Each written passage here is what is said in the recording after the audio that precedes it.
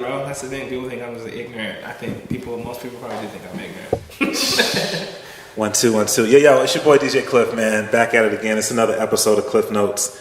You know how we do. Just have great conversations with pretty amazing people, and I'm pretty psyched for this one, man. First up, let me do a little business. If you haven't checked it out, man, subscribe to Klyph Notes on iTunes, or wherever you get your digital downloads from. We've done some great conversations with Vex the Vortex, LMNO, DJ OG1, Slim Kid Trey. There's some great conversations up there. So check them out. And if you subscribe on iTunes, be sure to like and leave a comment. Still working on getting that sponsorship. You know me. If you are out there and you have to connect with Sizzle Pie Pizza, hook a brother up. You know, we're trying to just continue to spread the word and grow this thing for real. Also, you can catch me every Saturday night on X-Ray FM with Welcome to the Neighborhood, which features a bunch of local artists, local music, and just a lot of underplayed stuff, man. Really good music, really good conversations. So you can check that out as well. All right, man. The interview today is crazy. I've known this cat for a couple of years, and pretty much right off the bat, really connected with him. He's a pretty amazing producer. I didn't realize he was a dope MC as well, and just like an all-around good guy. But let everybody know who you are. It's Stewart Villainius. Stewart Villain.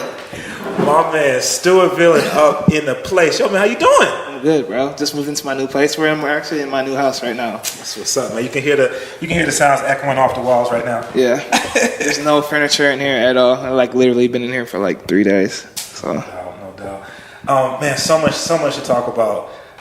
We should really just kind of jump. Well, first of all, I just want to make sure that everybody really understands how amazing of a producer you are.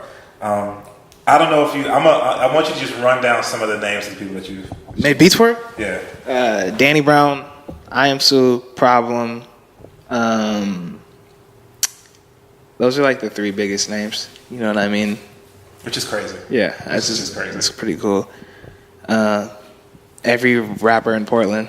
No exaggeration. Not exaggerating. The only person I need to get on a joint is Versatile, I think, and I don't have it on shut. And Only One. I don't have a joint with Only, and he's one of my favorite ones. Which is crazy. Yeah. So in terms of the Versatile thing, I think I said this on the radio show. Verse was kind enough to come on the radio show, and I was playing a couple of songs that you produced on. He was like, "Yo, who's this?"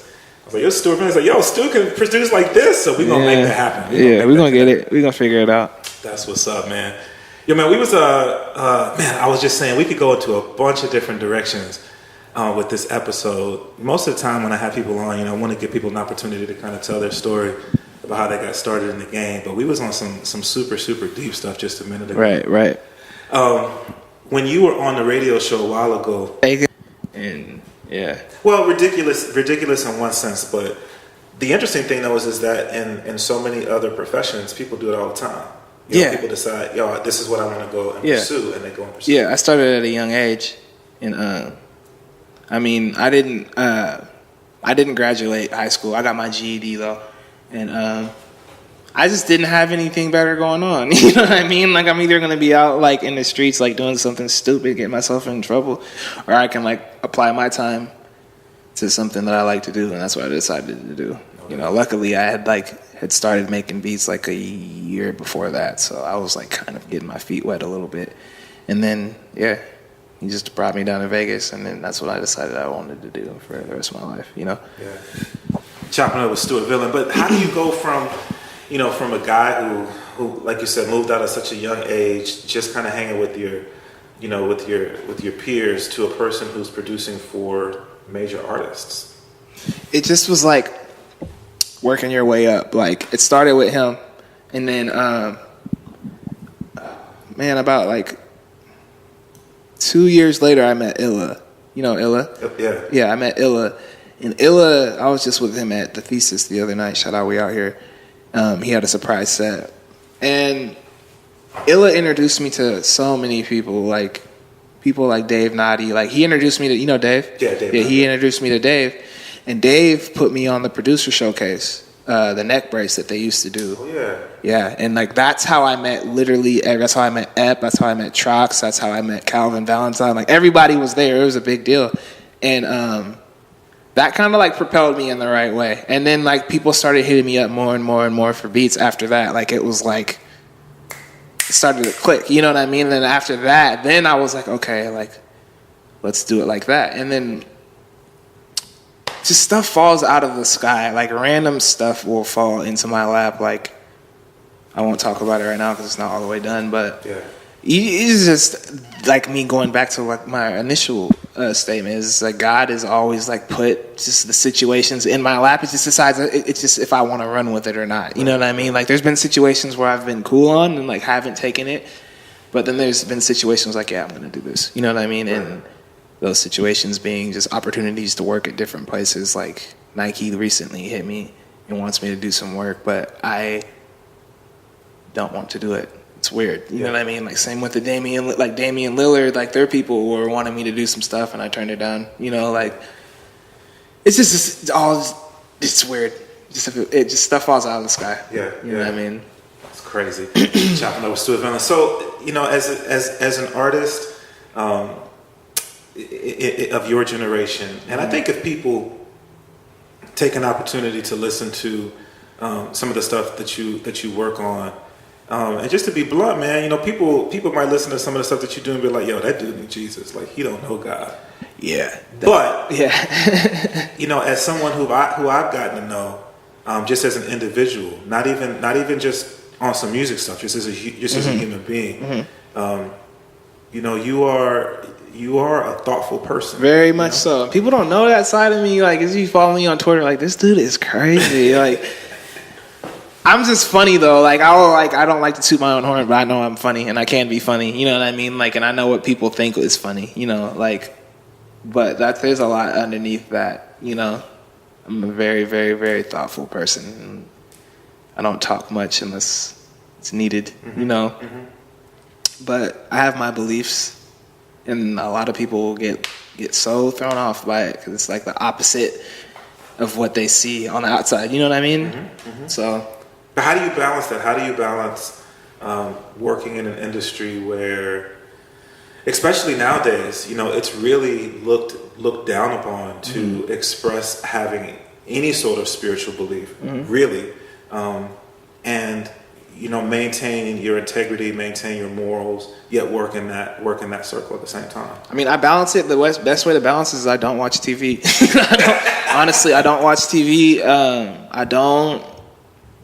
I'm not out very often anymore unless I need to be there.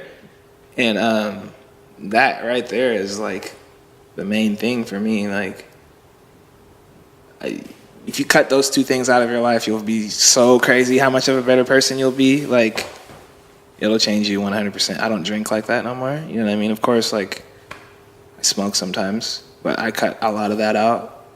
And just knowing what's right from wrong. You know what I mean? Like, at the end of the day, like, you know, as a person, I don't care who you are, you know what's right. And well, that's not true, depending on the circumstances you're raised in. But I was raised well, and I know what's right from wrong. You know what I mean? And I know what I should be doing, what I shouldn't be. You know what I'm saying? Right. You know, you mentioned like not watching television. Yeah. I mean, I think you could make the case for a lot of things that we have access to now. You know, I've been on my social media soapbox for a minute because it's such an amazing tool to use, really for what we do in terms of building with people, connecting with people, making announcements, that kind of thing. But there's also like this dark whole side, other side, the dark side of the moon. I recently unfollowed like 700 people on Twitter and like 600 people on Instagram and deleted a whole bunch of people on Facebook because I don't want to see a lot of that stuff. Like, there's people getting shot and people laughing about it and all that stuff. Like, that's not cool. You know what I mean? So like everybody that like has to do with that kind of stuff, like, oh, God, get rid of you. Of course, there's like funny memes I partake in, and like fights. I don't care who you are. Like, fights are gonna happen. Fights are funny to me. You know what I mean? Like, there's a reason why they happen too. Most of the time, the person who started it is the one getting whooped on too. So, I mean, that kind of stuff, like, it's always gonna be around. You know. But the negativity that there's like you said, there's such a negative force on social media. It's so crazy. Like, and that's another thing. Get rid of all that, and then like you'll be fine. You know what I'm saying? And it sucks that it's there, and it sucks that it's definitely part of our culture and stuff too. You know what I mean? But you can't do anything about it. I can't personally, except for get rid of it out of my life. You know what I'm saying? What's up? Chopping over Stewart Villain. It's crazy. We were also talking before we hit record, man, just about kind of the state of the world. And it's interesting because, and I have had an opportunity to talk to different people, and different people have a different perspective on it. But it just feels like there is. You talk about the force, sort of that negative force that's on social media. It seems even bigger than that. When you look at everything that's going on around the world right now. Yeah, and that's a lot to do with it. I just think the world is coming to a end. Like, we're not gonna see it in our lifetime, I don't think. But the lifetime that's gonna see it is gonna be the kids. Like, because you can just tell these kids don't know anything. Like, and that's when it's all supposed to happen. That's when all those kids are gonna be so susceptible to listening to any snake tongue banter. You know what I mean? Like, that's when it's gonna happen, and it's sad. I'm not scared of it. Like, you're not supposed to be scared of those kind of things, especially if you have the beliefs that I believe in. But it's coming though. You know what I mean? And it's sad. You know what I mean? Just to even think about. And people just need to get right with themselves and do a little bit of reading and, like, get outside of whatever you're watching on TV and, like, look at the bigger picture. You know what I mean? Like, my friend Drew, shout out Drew, he was just here, and we were talking about how the powers that be are getting us ready for these changes that are happening too. You know what I mean? You see it on TV every day, and it's just desensitizing everybody. So you're not ready for it, but you're ready for it. So you're not gonna. It's happening right now. You're just not gonna care. And that's what's going on. And people don't care. Like, people are more worried about the Drake and Meek Mill beef. Yeah. You know what I'm saying? Like, those kind of things. And it's so corny to call it a distraction, but it is. Like, there's a bigger picture, definitely. And I don't know. I've read the Bible, and I was raised on the Bible, and there's things are happening. Revelations is happening. You know what I mean? It sucks. That's why I'm probably not going to have any kids. I'm put them through that. Seriously, I'm dead serious. Because, that's my upbringing as well. Mm-hmm. So I don't really know a lot about other spiritual thought processes. Mm-hmm. But the little bit that I do know, that there's this common theme that runs within pretty much, a lot of the other forms of spiritual belief systems that I've seen that all kind of say the same thing. Yeah. That there's going to come a time. Yeah. And it's challenging sometimes because there are people who I have connected with who will immediately shoot down, any of that. Yeah, we were just talking about that too. And what makes it rough though, and now times, is like there's so many things you could believe in, like, that will contradict what I even believe in. Like, say there's aliens, you know what I mean? That'll mess up a lot of things in my head. Like, dang, what if there's aliens? And then what do I believe in? Is there a God? You know what I mean? Is what I've been reading my whole life, is that true? It's just hard to know what to believe in. You know what I mean? But it's easy. You pay attention, it's easy to see, you know what I mean? But it's just hard if you don't know that. If you don't know what to look for, then you know what I'm saying, it's rough. Well, I mean, I think you can, and I know people say it all the time. People say that, you can interpret things, whatever it is, using the Bible as a foundation, since, that's for both of us, that's kind of our what we came up on. Uh-huh.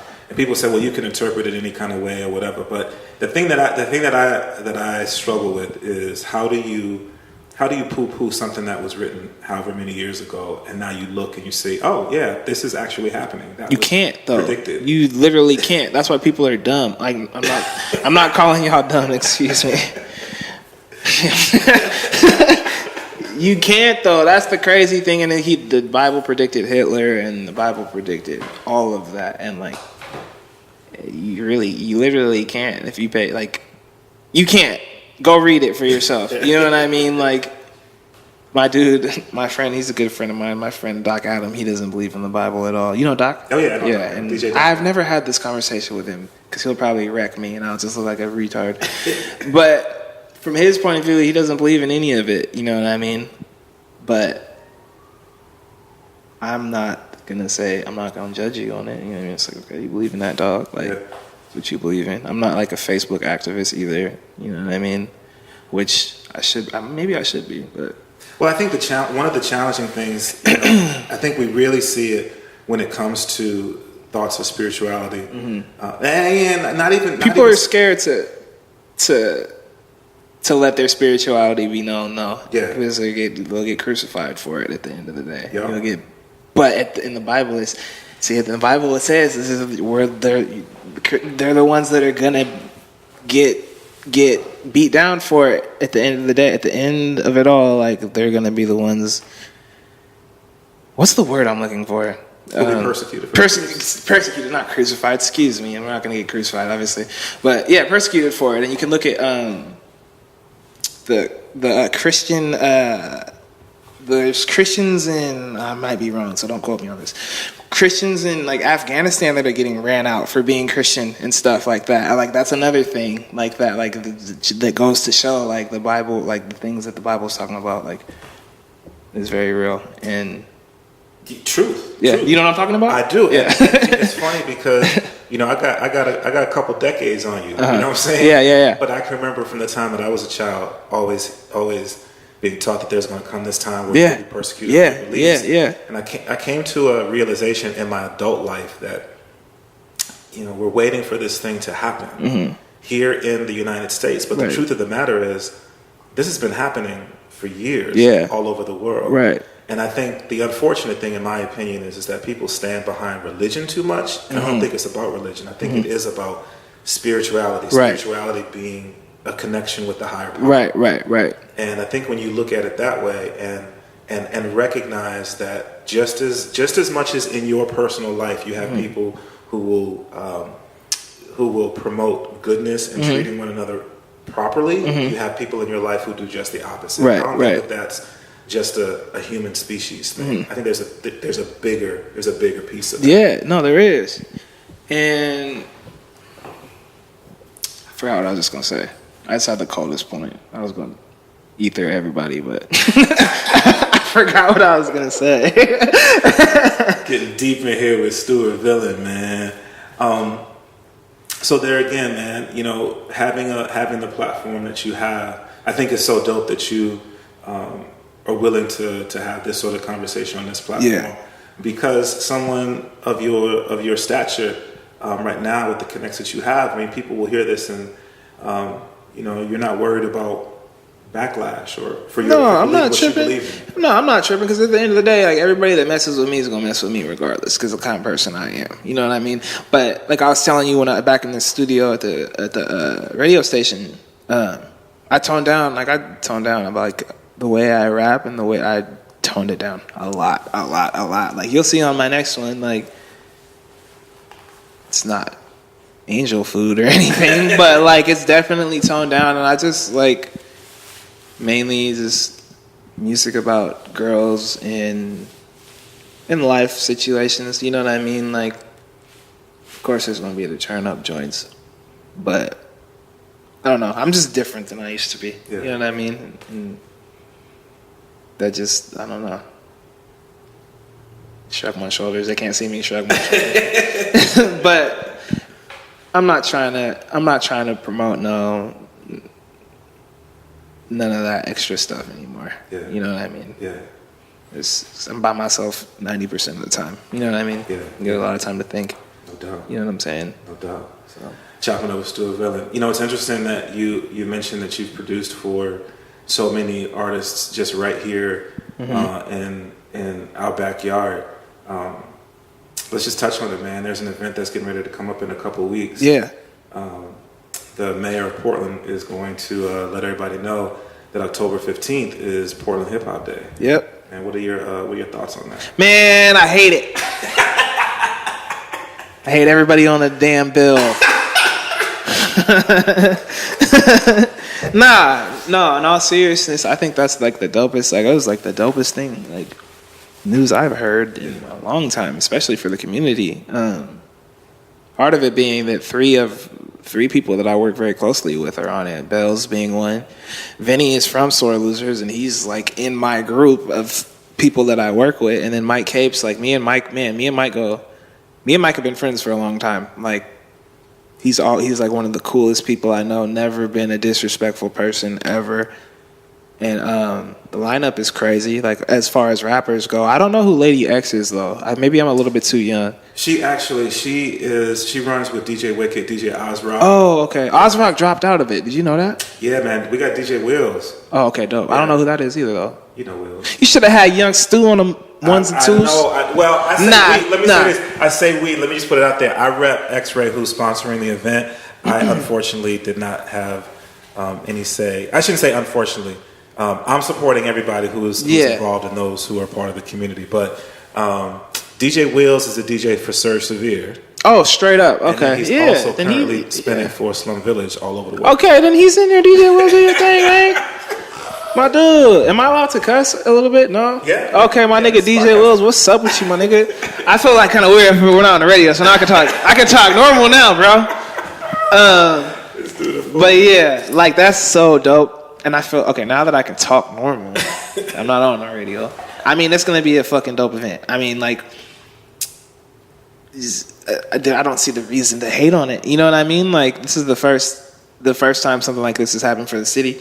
And like I was telling you outside earlier, like, it's like, is no disrespect to anybody before us or anything like that, but my generation is the ones that's putting the town on the map. You know what I mean? So, like, I think it's the best thing that could happen, and it's a good feeling to know that I am one of the front runners in the community. You know what I mean? Like, I'm not gonna be mad that I'm not on the bill. You know what I mean? Like, I think it's dope, and this is kind of what I dreamed of as a kid coming up, like looking at all these other cats like Illa and the Illas and the Cool Nutses, and I worked to get to the position I'm in now. You know what I mean? And now I'm at the top of the scene. You know what I mean? Which is so dope. Like, I think everybody that's on the show worked to be on the show, and like they deserve it. You know what I mean? I think it's gonna be crazy. Yeah. I'm going. Shoot, I'm about to go to that and the after party, and I don't even be out like that. You know what I mean? But I need to show support for the town, and yeah, I think it's gonna be dope. Yeah, I think it's a pretty amazing thing when you look at the last couple of years of everything that's happened within the hip hop community in terms of relations with the city. You know, my hope is that right now this is the first annual, and I'm really looking big picture and anticipate as the years go by, as long as the world lasts as long, that it grows bigger and bigger, and that everybody can be included and represented. I mean, people just need to put their egos down and just join the cause. And I understand. You know, I definitely understand.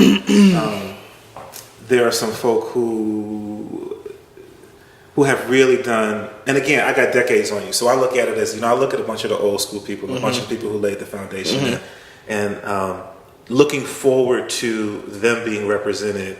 I mean, I'm just going to name drop. I mean, you mentioned Libretto. I think the whole Misfit Massive, right, Lifesavers and all that. Yeah, I think Cool Nuts, who has been someone who has, I mean, I'm an outsider, man. Somebody who supported what I've done. Where are you from?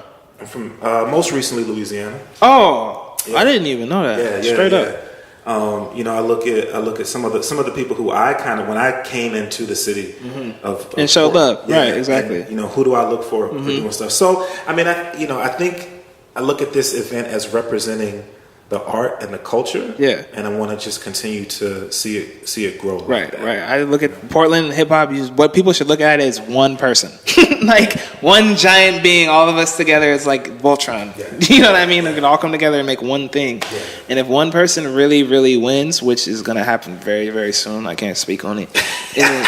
Dog, everybody's gonna eat, bro. Everybody's literally gonna eat. At least it just trickles down, bro, and it trickles down.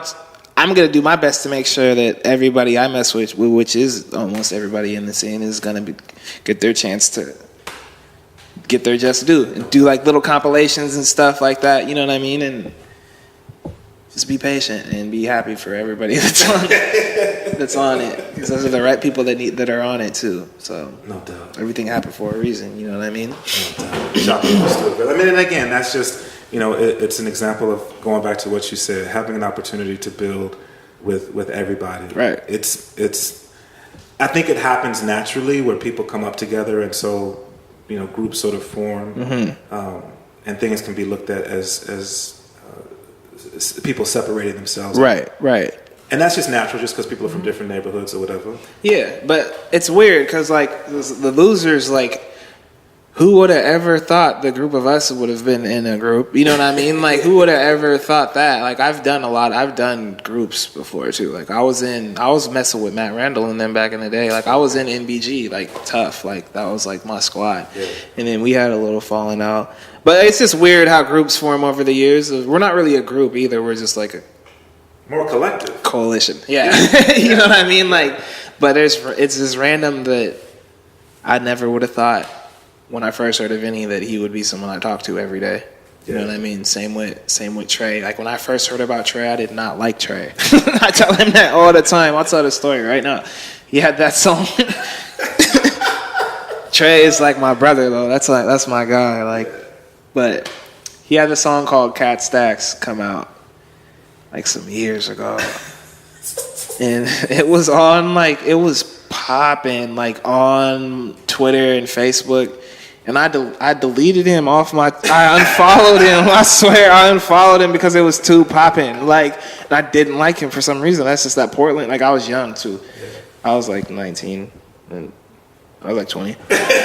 And I was just like, man, F this dude. Like, I don't care about him. Get off my timeline. And now he's one of my best friends. And you know what I mean? And it's just cool to see. It's just weird to see the people that I've aligned myself with, and now things like that form. You know what I mean? Over the years, same with Beth. I used to think Beth hated my guts.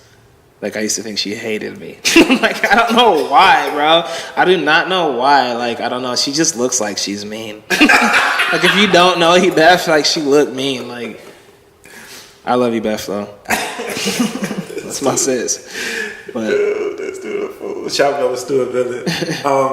So you mentioned a couple times, but let everybody know who Sore Losers are. Oh yeah, Sore Losers. At this point, we've lost a couple members, but at Sore Losers, Sore Losers at this point is me, Stewart Villain, Trey Rideau, Manny Monday, and Vinny Dwayne, and Teaspoon and Spoonchy. But like you said, Sore Losers is a collective, but each one of you, as artists, are pushing your solo careers as well. Yes, that's what we're more focused on right now. Like, we want to do a conjoined effort, but it's just so frazzled, and now is not the time for it, But we will do a Sore Losers compilation. I think I'll probably end up. Oh, I can't forget about. Okay, so Justin. Sir Chamberlain, he's a producer. He's in Sore Losers, and so is Kevin from V1. Okay, he does like our video work. I can't forget about Kevin. And then we got Jordan Carter. He does the merch and he's Trey's tour manager, and he does the clothing side. He has his own line called Bro Pluto, which is very, very dope. He's working on some super dope stuff. So. And Ebeth, of course. Ebeth is in Sore Losers. So there's like, how many people did I name? 9? Something like that. Yeah, something like that. But there's a lot of us, and we lost a couple people on the road. Ep was in Sore Losers, but he just it wasn't the time for him to be in the gang, so he left and just focusing on himself. Yeah. Actually, Ep was on the radio show a couple weeks ago, and was sort of talking about being renewed, and I think people can expect to hear a little more. He's gonna kill it. He's gonna kill it. Like, he let me hear some of the stuff he's working on. I'm just saying, Ep's gonna kill it, and I love Ep. I love Ep, even though like me and him, I don't know why we like disconnected a little bit, but I think it's because I'll talk about it. Like, Ep, you're my nigga, bro, and I fuck with Tope too. You know what I mean? Like, Tope is my nigga too, and like me and Tope work heavy, and I feel like that might have been cause of a little bit of strain, but like I don't feel any animosity towards Ep. I don't think he should feel none towards me. But Ep is my Tope and Ep are both my friends. Okay. So and they were in C&E together. So yeah, such an amazing crew. Chopping those Stewart Villain. So you mentioned it, so we got to kind of let people in a little bit on. You said the stuff that you're doing now, which means that you're working on another project. Yes. So when you're working on a Stewart Villain project, are you seeking out other producers? Because you produce so heavy for other people. Do you like rhyming over your own beats, or do you reach out to other producers as well? I hate rapping over my own beats, but I do. I'm able to do it. But I have my homie, this dude named Sam Stees that nobody knows. He's like a YouTube producer. But I recently linked with him. And originally I was going to make all the beats for my project. And he just kept sending me the craziest shit. Like, it's like, fuck, I can't do this by myself. So, like, he's ended up producing most of it, actually. And I have a couple of joints on there. And then my partner, I'm trying to get some joints from my partner, Kelly Portis. Like, he's crazy. Yeah. He's another YouTube. He's, like, big on YouTube. But we met through Twitter. And, like, we've been recently chopping it up. I'm trying to get some joints with him. Yeah.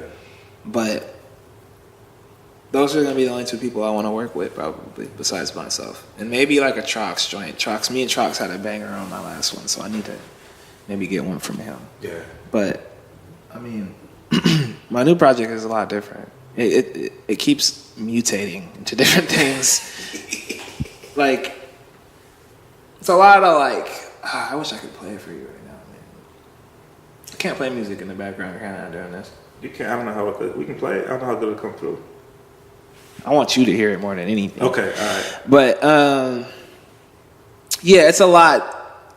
See that background on my laptop? That's what my projects sound like. It's like trees and it's very spacey vibes and trees. It's like it's different. A lot of sing-songy songs. I got some auto-tune joints on there. Yeah. It's, man, I can't even. Hold on. We're going to do it like this. Okay. As you can't see this right now, but Stewart's heading over to the laptop. He's getting ready to open an app on his laptop. And see, this is a shout out to DJ Zimmy. DJ Zimmy pointed this out to me. Because we're recording this, we can edit after the fact. So watch this.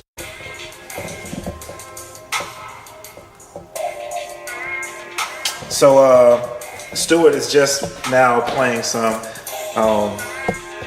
joints for us to hear. This is the wonder of technology. We didn't catch any of that. No, that's cool. I got another one. All right, so we were just saying, man, that talking about this project compared to your previous project, just the differences and what people can expect from this new one. It's just a lot more toned down. It's like not me yelling a lot and me rapping about like things that I actually do. So not just rapping about rapping. Yeah. No, it's like more about like situations with females and money and my group situation, you know. Yeah. And just it's more me than my last one. You know what I mean? Yeah. A lot more me. I've had a lot more time to sit on it too. Like now that I know people are listening, I can catch people's ears in a different way. You know what I mean? Yeah. Well, I think I've told the story a number of times. When you and I first connected, I knew you so much as a producer. I didn't even realize that you was an MC. Yeah, yeah. And so I think that there's probably a lot of that, you know, because your name is out there primarily as a producer. I didn't realize that you rap as well. Yeah. And rap well. Yeah, no, I'm very, very good at rapping. You're trying to toot my own horn. But I've been rapping since I was 15, 16. That's how I started doing all this music stuff. And I put it on the back burner until like 2 years ago when I dropped my first project. And people were like, oh, you know what I mean? Like kind of shook things up because I'm not what you think. I'm not like a boom bap rapper either. Yeah. I can rap very well about situations. And yeah, that's what this is going to be. Like this joint is even like super laid back. Like, that's how it's going to be. Which is so, and it's funny because this is a departure of what I think of when I think of Stewart Villain. Yeah. This is right here? Yeah. Oh yeah. This is it. It's like me in my lair at the top of the castle, like a bunch of flasks and chemicals and beakers. You know what I mean? I just be at my house, just touching on subjects that, you know, that you're not expecting this time. This will be a lot different. And I have a lot of things to say about a lot of people too. Not necessarily diss records, but like, you know, you'll see. Well, there again, it's cool. Like we talked about sort of at the beginning of the podcast, man. there's so much depth to you, so much about you that people don't know. Right. They just don't really know who you are. Right. They'll see this time. I think it'll be more clear this time. Especially like, I'm not gonna play it for this right now, but I'll play you my intro, and you're gonna be like, "Oh my goodness gracious!" There's one track when I'm like really yelling, like going off, and yeah, this is, I don't know. I'm excited for it though. I think you're gonna dig it too, Klyph. Honestly. All right. I think you're gonna dig it, man. I'm anxious to hear it. Chop Notes Stewart Villain. As you're sort of moving towards this next level, some of the things that you're working on right now that could potentially grow your audience, grow your access to more ears. Really, what are your thoughts on making that next move? Being a producer for a lot of Portland artists, being someone who is a thoughtful person, someone who probably like all of us, has that thing within you where you're trying to balance everything. Right. Where do you see yourself going as an artist as well as just a person? I just want people.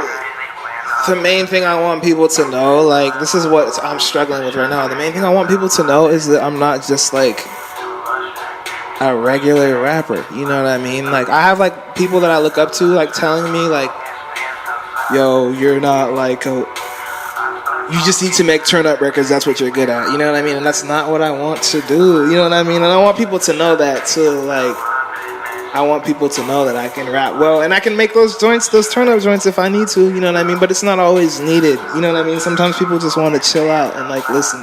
You know what I mean? That's what I want people to know mainly. You know what I mean? And I have the same problems you have every day. Like, I deal with girls and like girl problems and money problems and life problems. You know what I mean? And issues with other people, and like, I just want people to know I'm a regular person that is able to convey these things on a record. You know what I mean? That's the main thing I want to do. That's what's up. That's what's up, man. Stewart Villain, man, live on Klyph Notes, man. Bro, this was really dope. I mean, it's definitely something I wanted to do. Is in the back of my mind of wanting to get you sort of on this platform, which is so different from when we're on the radio. Yeah. And it's just it's cool that it just happened organically. Yeah, he came through to the crib for the first time. I know, which is dope. Came through to the house for the first time. Came to a little condo. No doubt. Yeah. What else did we touch on, man? What else is there to let people know at this point? Because this is an ongoing conversation. Don't get it fucked up, though. That's one thing. Don't think I won't come at your neck on the song, because I will. I'm not tripping. Stewart is a fool, man. No, in all seriousness, I'm glad I got to do this. It was like therapeutic. Good. You know what I mean? Yeah. Because I don't talk about these kind of things very often. So that's what's up, man. Stewart Villain. He's the homie, man. At the end of the day, he's the homie. And your battery is running low at 10%. Fuck that battery, dog. Yo, let everybody know where they can catch up with you, man. I'm Stewart Villain on literally everything, on Instagram, Facebook, Twitter. Just type in Stewart Villain, STEWARTVILLAIN, or Google it. I didn't mean it like that, but just Google me, dog. Nah, Stewart Villain on everything. You can find me, you know what I mean, Bandcamp, all that stuff. That's what's up. So Stewart Villain. My name is Stewart. Then we had to do it one more time. There you go. I was trying to avoid that. All right, y'all. Thank you so much for tuning in. God bless you. We'll see you next time. Peace.